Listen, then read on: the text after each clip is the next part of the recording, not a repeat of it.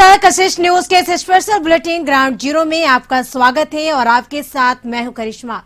इस special bulletin में हम आपको गांव से लेकर शहरों तक की खबरों से रूबरू करवाते हैं।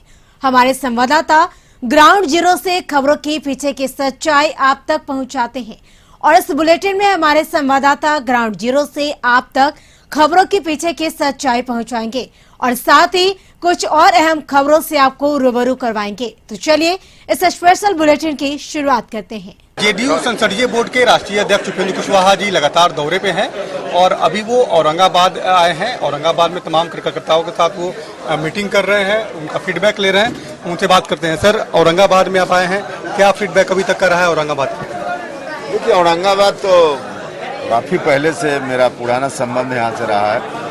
एक एक कार्यकर्ता नेता सब लोगों से वन व्यक्तिगत परिचय है, तो लोगों से बात बीच में भी होते रहती है फ़ोन पर, लेकिन आए हैं तो सब लोगों से सामूहिक रूप से मुलाकात भी हो रही है और न सिर्फ पार्टी के साथी बल्कि आम लोगों के बीच भी गए हैं और जाना भी है।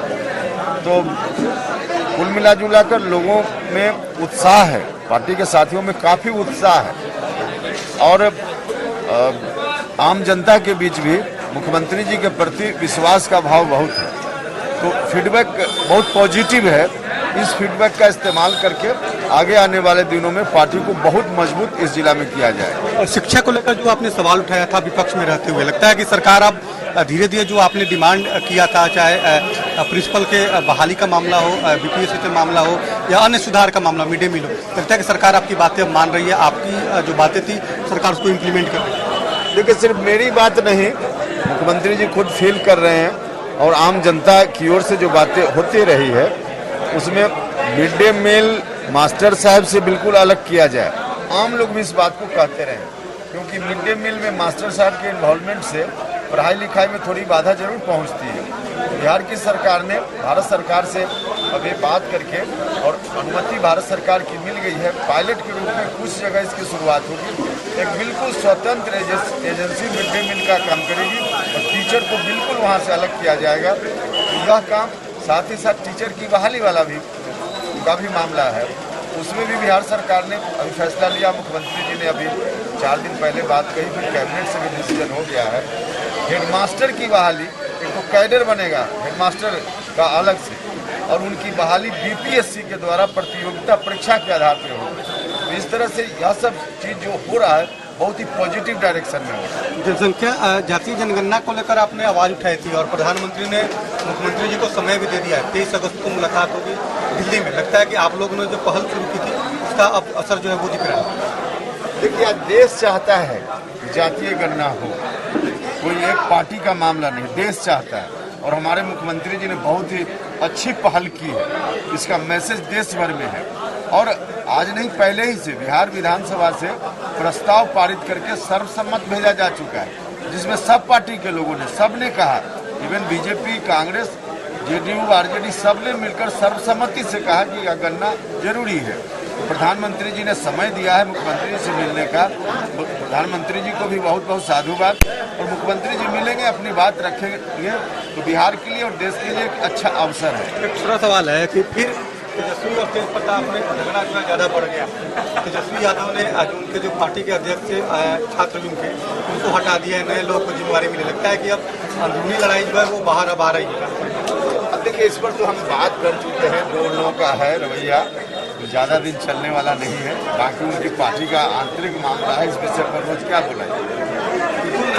जिस तरह से उपेंद्र कुशवाहा जी लगातार तमाम जिलों के दौरा पे हैं और उनकी कोशिश है कि जेडीयू को कैसे नंबर 1 की पार्टी बनाई जाए और इसी को लेकर तमाम जो पार्टी के कार्यकर्ता हैं, पार्टी के पदाधिकारी हैं, जिलावार उनका फीडबैक भी ले रहे हैं ताकि संगठन में अगर बदलाव की आवश्यकता हो तो आने वाले समय में बदलाव भी किया जा सके। गंगा नदी के बाढ़ का कहर तो अब थमने लगा है, लेकिन गंगा के धारा कम होने के बाद क्या स्थिति है। बक्सर रामरेखा घाट पर हम पहुंचे हुए हैं। आप देख सकते हैं विवाह मंडप का नज़ारा।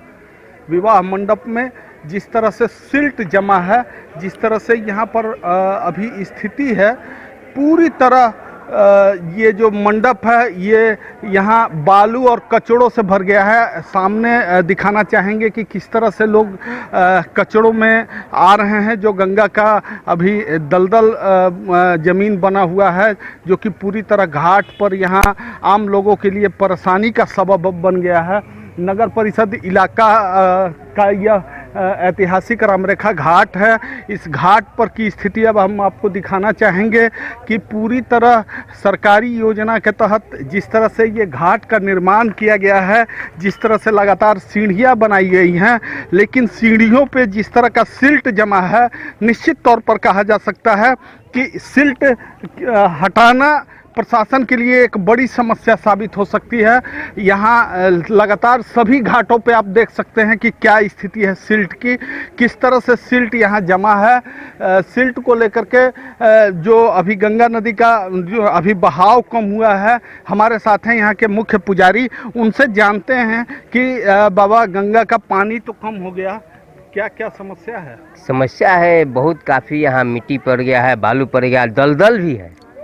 नगर परिषद की कुछ तो लापरवाही कहा जाएगा। पानी घटने के बाद उन लोगों से बोलने पर लोग कह रहे हैं कभी नहीं साफ़ होगा, फिर बाढ़ आएगा, उसके बाद ये लोग बाढ़ ही मनाते हैं, बाढ़ आए हमको आमदनी हो। तो सभी सीढ़ियाँ पर देख रहे हैं कि बालू और मिट्टी जमा है। हाँ, गंगा माँ का ये है, बाढ़ में आया हुआ है मिट्टी और बालू दोनों। और इधर देख रहे हैं बहुत काफ़ी दलदल भी है, और गंगा में खुले में खुली यहाँ शौचालय का पानी भी बह रहा है। इसके लिए कोई भी जिम्मेवार नहीं पड़ रहा है। सरकार की भी टूटी हो रहा है, जिला प्रशासन की भी टूटी हो रहा है। अभी एक श्रद्धालु यहाँ गंगा में स्नान कर रहे थे, उनसे जानते हैं कि क्या स्थिति है। अभी गंगा में आप प्रवेश किए हैं? गंगा में प्रवेश किया नहाने के लिए। गंगा जी के तीरे गंगा बाढ़ आने के माटी बैठ गया है, सब सफाई होना चाहिए। पहले तो घाट बहुत अच्छा था। हाँ, घाट अच्छा था, सफाई जगह तो फिर अच्छा हो जाएगा, लेकिन अभी तक तो कंजास हो गया, माटी भर गया है सब। आने जाने में भी बहुत हाँ, तकलीफ है, पाकी लगता है आदमी के, माटी में लाभ में पाकी लग जाता है, दलदल है। हाँ। निश्चित तौर पर कहा जा सकता है कि गंगा का जल स्तर तो अब कम हो गया है, लेकिन लोगों की अभी जो समस्याएं हैं वो दूर होने का नाम नहीं ले रही है। गंगा के पानी बाढ़ का पानी कम होने के बाद जिस तरह से सिल्ट जमा है, यह सिल्ट कब तक हटेगा, देखने वाली बातें होंगी। जी, अभी हम खड़े हैं समेकी जा चुकी सूरज मंडल में, और समेकी जा चुकी सूरज मंडल पे जो है उत्पाद निरीक्षक जो है यहाँ पे दीपक कुमार सिंह है, और दीपक कुमार सिंह जी द्वारा लगातार अगर कहा जाए तो एक दिन या 2 दिन छोड़ करके लगातार कंटिन्यू 250 कार्टून 300 कार्टून शराब पकड़ा जा रहा है, वो विदेशी शराब। आज का ताज़ा मामला है कि बीती रात्रि झारखंड के चौपारण की ओर से आ रहे एक ट्रक जिसका नंबर है JH17E 6556, इस ट्रक में अगर देखा जाए तो बाहर की पहली लेयर जो है सीमेंट से लोड है, सीमेंट भरा हुआ है, और उसके बाद अंदर में 252 कार्टून विदेशी शराब लोड है, जिसकी कीमत लगभग 20 से 25 लाख रुपए की होगी।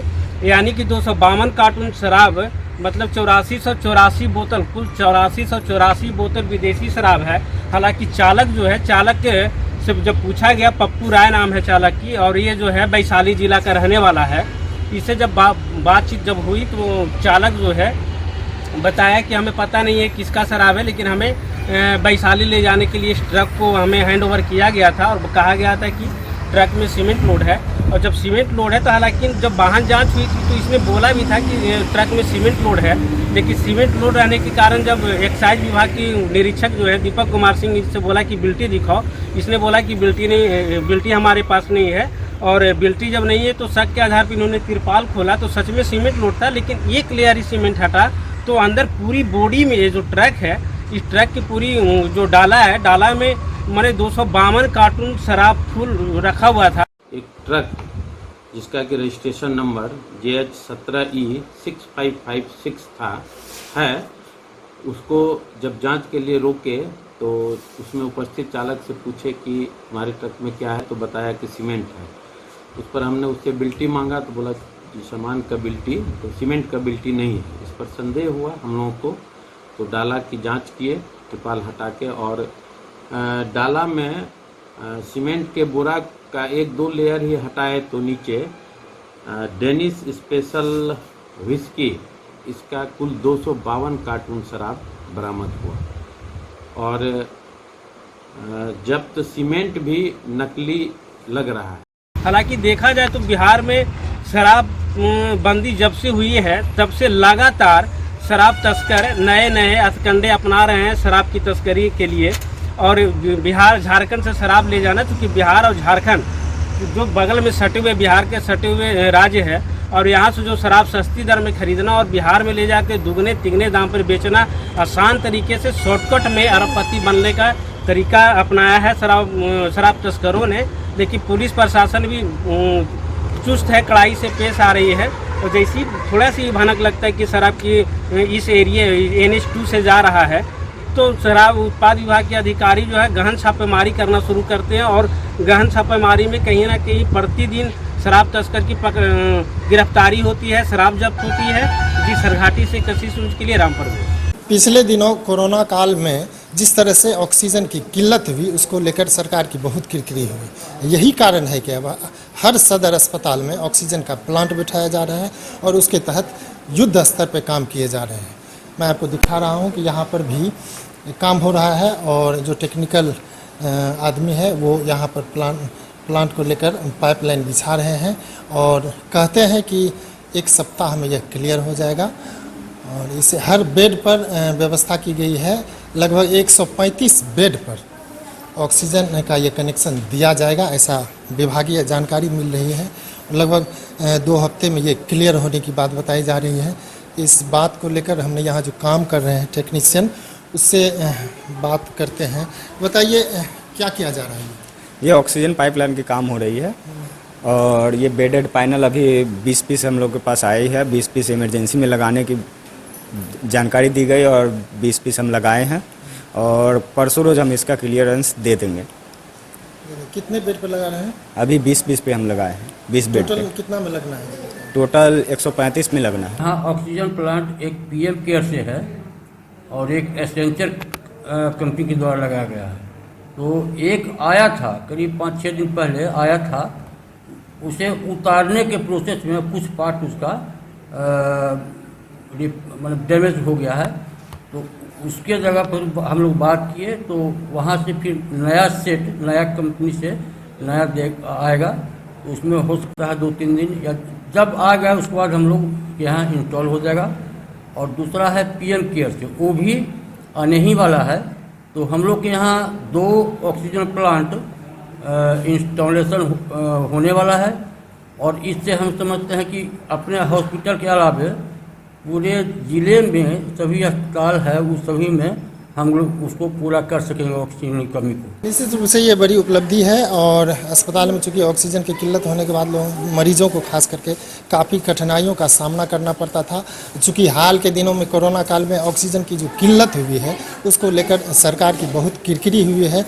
इसी के तहत सरकार द्वारा जो है हर जिले में जो सदर अस्पताल में वहाँ पर ऑक्सीजन का प्लांट लगाया जा रहा है और ख़ास करके जो अस्पताल में जो इंडोर है, क्या कहते हैं इसको, इमरजेंसी वार्ड है, इमरजेंसी वार्डों में हर बेड पर ऑक्सीजन की व्यवस्था की जा रही है। बहुत जल्द जो है ये कार्य रूप में आ जाएगा। इस बाबत हमने सिविल सर्जन से बात की तो उन्होंने कहा कि 2 यूनिट यहाँ पर लगनी है और दोनों यूनिट, एक यूनिट का काम शुरू हो गया है, दूसरे यूनिट का काम बहुत जल्द शुरू हो जाएगा। इस तरह से अगर ऑक्सीजन की सप्लाई यहाँ पर हो जाती है तो बहुत बड़ी परेशानी का हल हो जाएगा। कशिश के लिए सुपौल से सुभाष चंद्रा। फिलहाल रुकते हैं एक छोटे से ब्रेक के लिए। ब्रेक के बाद भी ग्राउंड जीरो से हमारी ये खास रिपोर्ट जारी रहेगी।